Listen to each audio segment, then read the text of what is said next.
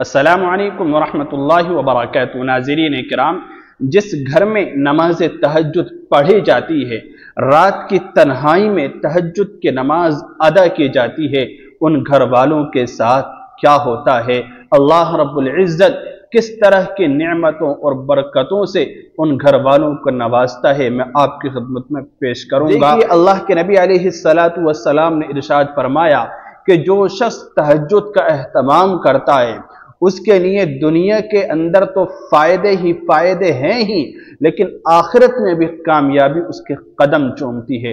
अल्लाह के नबी अलैहिस्सलातु वस्सलाम का इरशाद है, एक रिवायत है जिसके रावी हैं हज़रत अबू मालिक अशअरी रज़ी अल्लाहु अन्हु, फरमाते हैं कि जन्नत में ऐसे बाला खाने हैं जिनमें अंदर की चीज़ें बाहर से और बाहर की चीज़ें अंदर से नज़र आती हैं। इस तरह के बाला खाने हैं। तो कहते हैं कि ये बाला खाने अल्लाह ताला ने उन लोगों के लिए तैयार फरमाए हैं जो लोगों को खाना खिलाते हैं, खूब सलाम करते हैं, यानी सलाम को आम करते हैं, फैलाते हैं।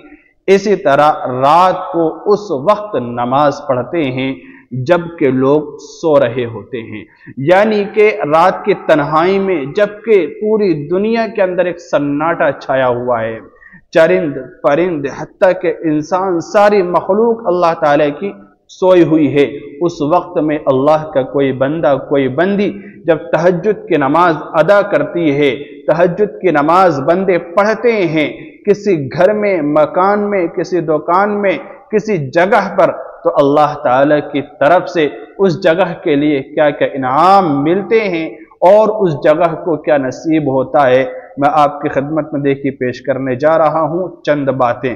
पहली चीज ये है कि अल्लाह रब्बुल इज़्ज़त की तरफ से उस घर पर और उस घर में रहने वाले तमाम लोगों पर खास रहमत नाजिल होती है, खास रहमत उतरती है अल्लाह ताला की तरफ से।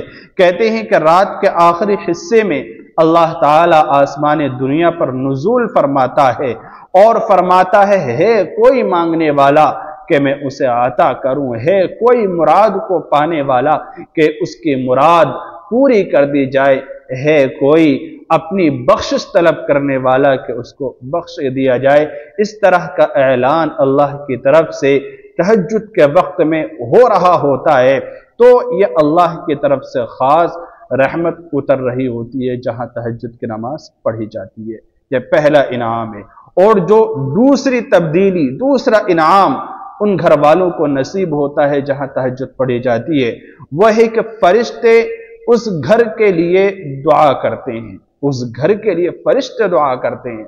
अल्लाह की नूरानी मखलूक कहते हैं कि तहज्जुद गुजार शख्स अल्लाह का महबूब बन जाता है, महबूब बंदा होता है, और फरिश्ते उसके लिए इस्तिग़फ़ार करते हैं, यानी उसके लिए मग़फ़िरत की दरख्वास्त करते हैं और उसके लिए दुआ करते हैं। अल्लाह ताला फरिश्तों की दुआ रद्द नहीं करता, फरिश्तों की दुआ कबूल होती है, क्योंकि बंदे की आमीन और बंदे की दुआ के साथ साथ जब फरिश्ते की आमीन या फरिश्तों की दुआ शामिल हो जाए, उनका इस्तिग़फ़ार शामिल हो जाए, तो फिर उस दुआ की कबूलियत में कोई शक बाकी नहीं रहता। तो ये कितना बड़ा इनाम है जो उन घर वालों को नसीब होता है जहां तहज्जुद पढ़ी जाती है।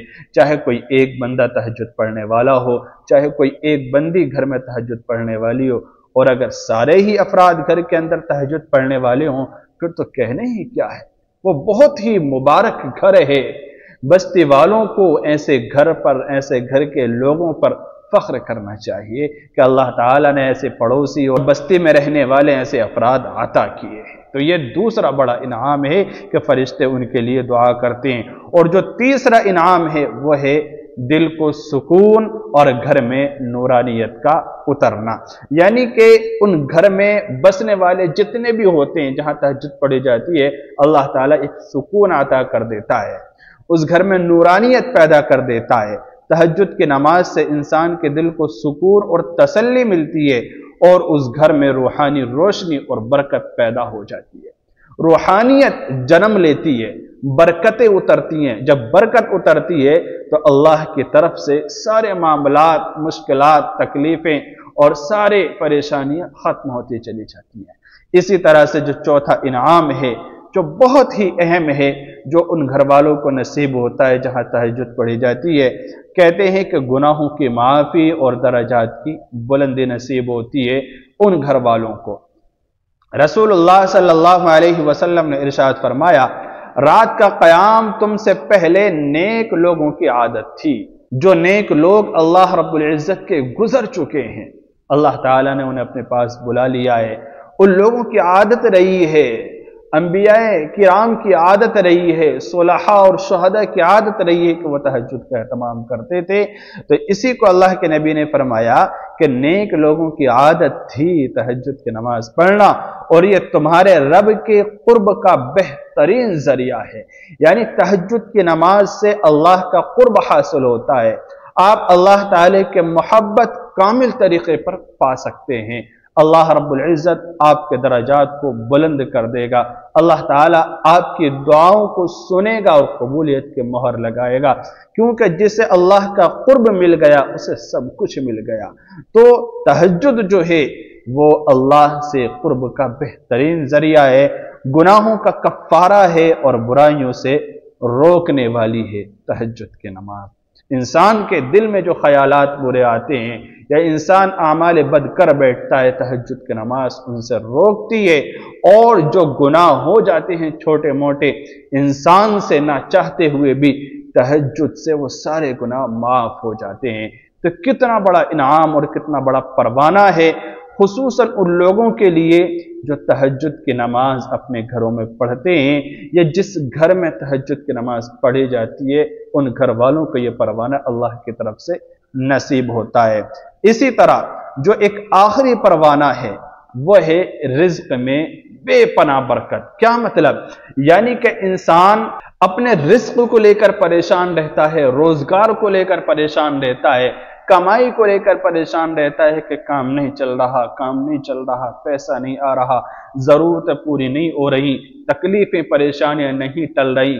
देखिए, अगर रोजगार चाहिए, रिस्क में बरकत चाहिए, कारोबार चाहिए, और अल्लाह की तरफ से अगर आप इन तमाम चीजों में बरकत चाहते हैं तो तहज्जुद में उठें, तहज्जुद में मांगें, तहज्जुद की नमाज पढ़ें, अल्लाह रब्बुल इज़्ज़त के सामने रोएं, गिड़गिड़ाएं।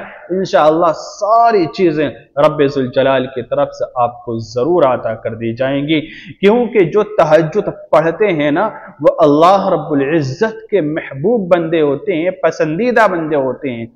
अल्लाह रब्बुल इज़्ज़त उनकी हर अदा से फिर मोहब्बत करता है, प्यार करता है। तो अल्लाह ताला का कुर्ब, अल्लाह के मोहब्बत और अल्लाह रब्बुल इज़्ज़त से अपने ताल्लुक को मजबूत करने का बेहतरीन जरिया तहज्जुद है।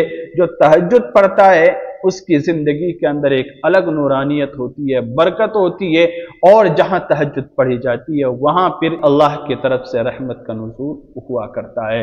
अल्लाह रब्बुल इज़्ज़त अमल की और समझ के तौफीक मरहमत फरमाए। अस्सलामु अलैकुम व रहमतुल्लाहि व बरकातहू।